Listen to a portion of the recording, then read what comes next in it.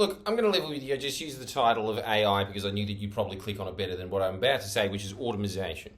And fair enough, automation sounds like an extremely boring word, doesn't it? And it also reminds you of, the old Grand Steam Railroad, now being used with its own steam engines to create wood. Fancy that. It's the new and improved world in the moving flick era. Well, it is a new and improved world of the moving flick era, I suppose, and we're just getting an updated 2.0 version of that, which is you not having a job.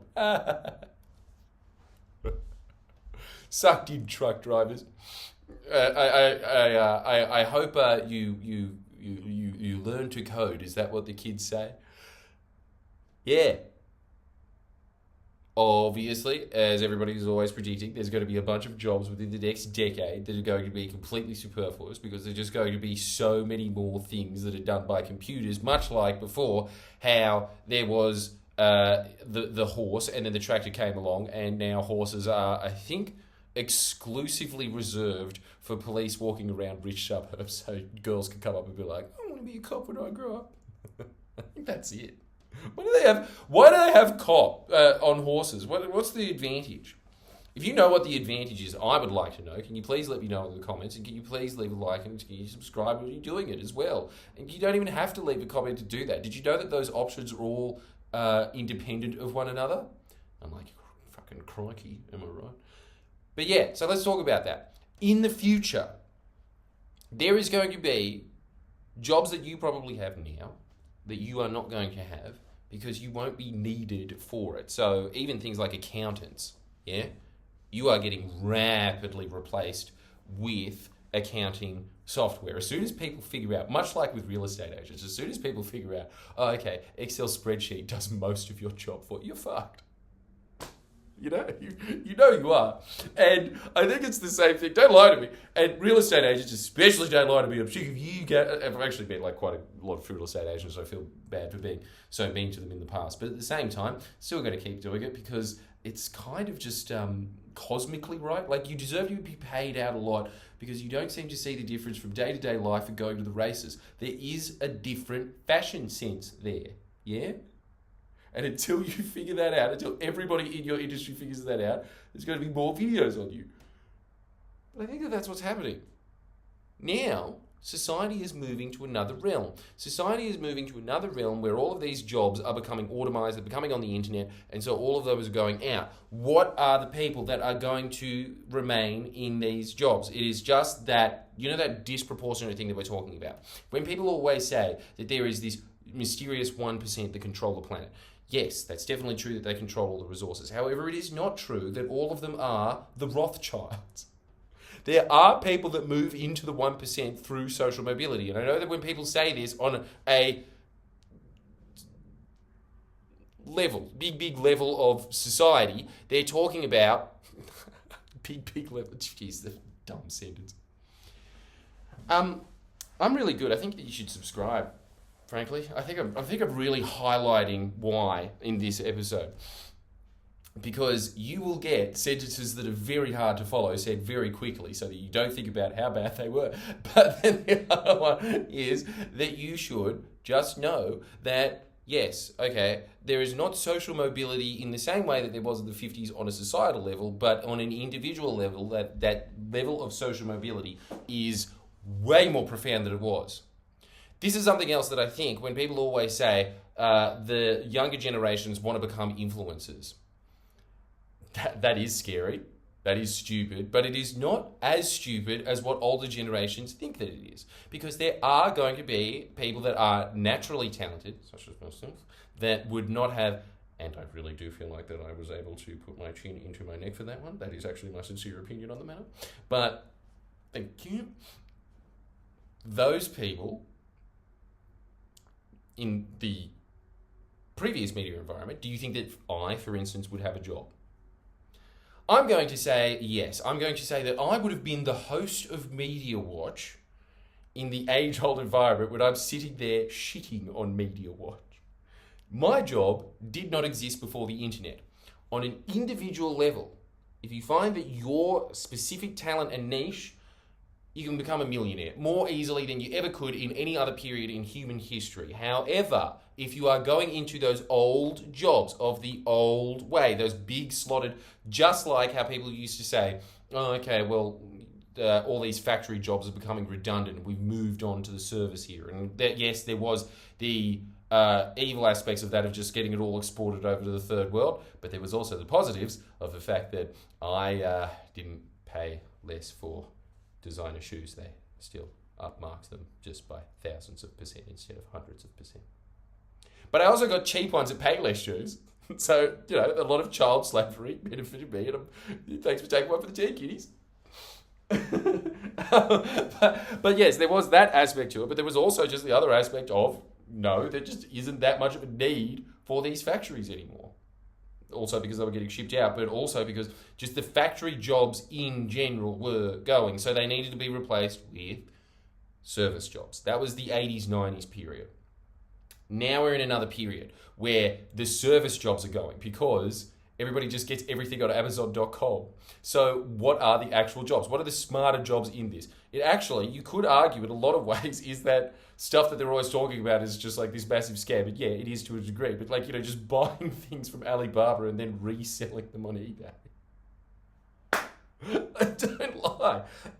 Don't lie. There are a lot of mums out there that are earning more than their chump husband that actually has a job that's productive to society and isn't just like shuffling lazy items around and exposing a bunch of fossil fuels. But that's the point. There are jobs that are moving to a completely different realm.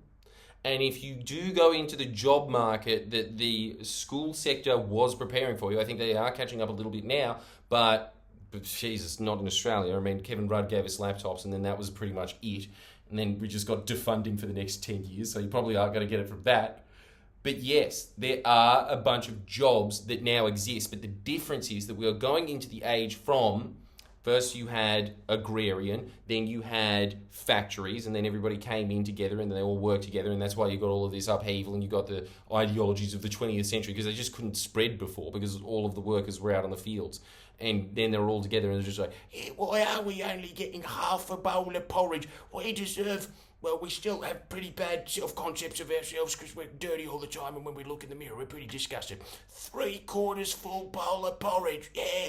That's what started happening. Then it started moving into the service sector, and it was harder actually to unionise them. That is a huge reason why there has been a massive decline in union membership, apart from the endless propaganda that is put against them. But another one is that people in service jobs shift around. They move from job to job all the time. Usually before, back in the day, you were sort of just like working at General Motors for life. Now you'd probably just be working in General Motors' PR department for 2 years, and then it's just like, let's give her a little going away cake, and now she's moving on to Tech Pee-wee Trickboarders PR firm. You move into that area, right? So now what is happening is that everybody is just becoming... And I think that our generation was the first on this cusp, but it's definitely going to be happening more to Gen Z.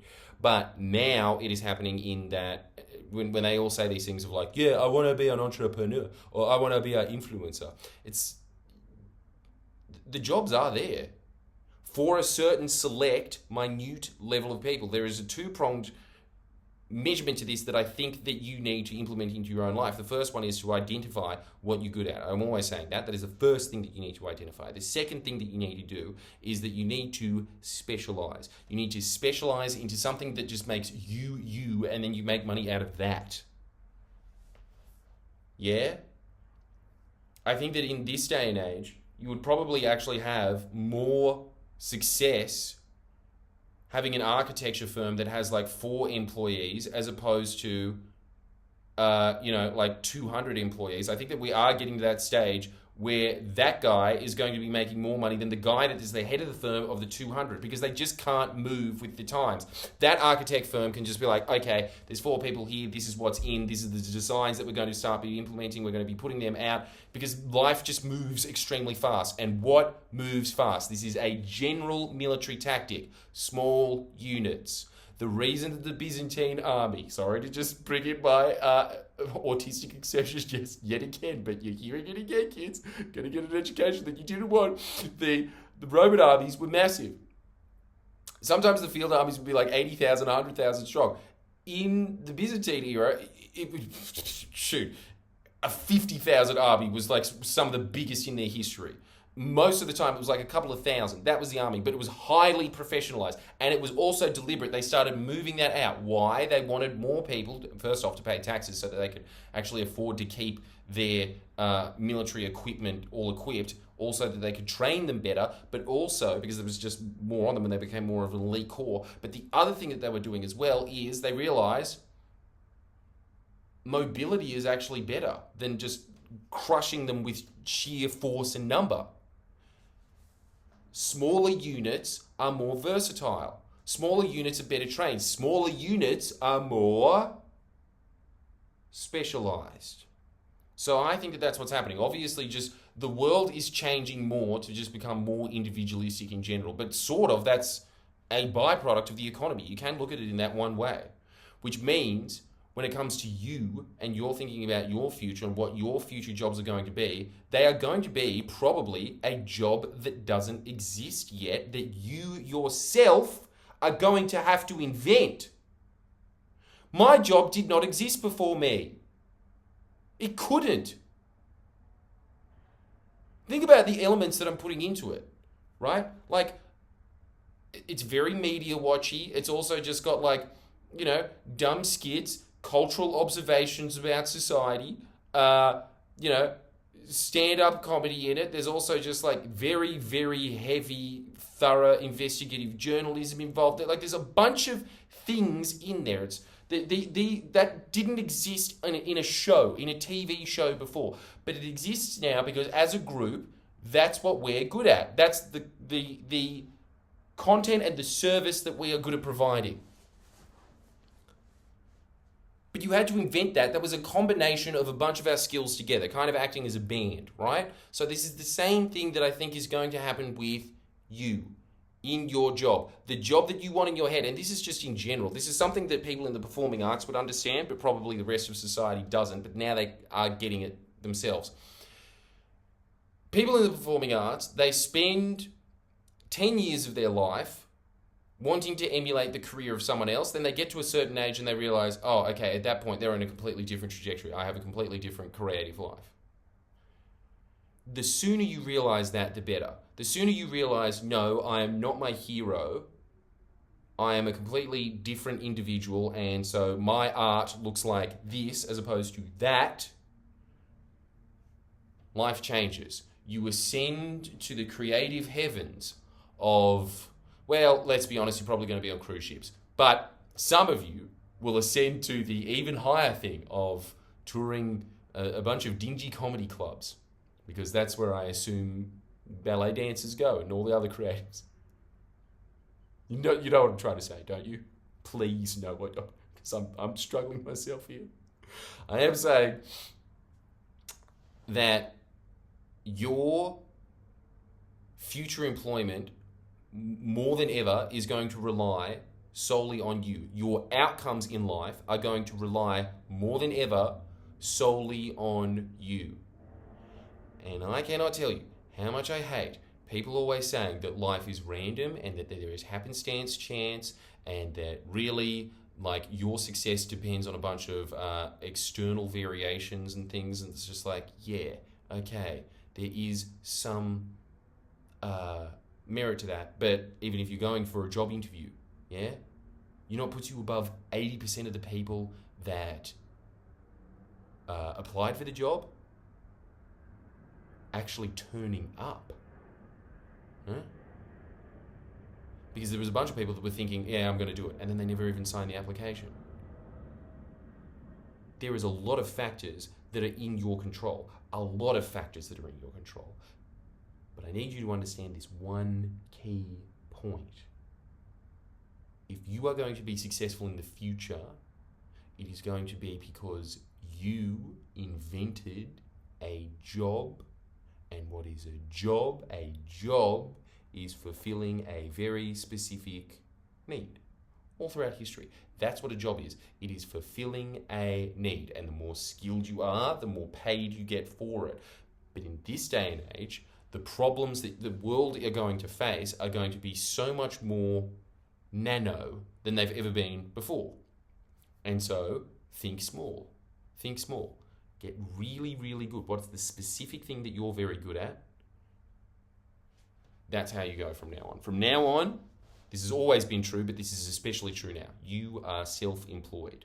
And now that you know that, you can't unknow that, and the rest of your success is on you. And also, it's also a Jordan Shanks. If you want something that is going to help you become the best you, and also make sure that you have the skills and the knowledge to advance in life in all kinds of ways, but the best way that I think that would help you the most, I suppose, is the fact that a lot of the content on Jordan Shanks, just like it is here, self-actualization.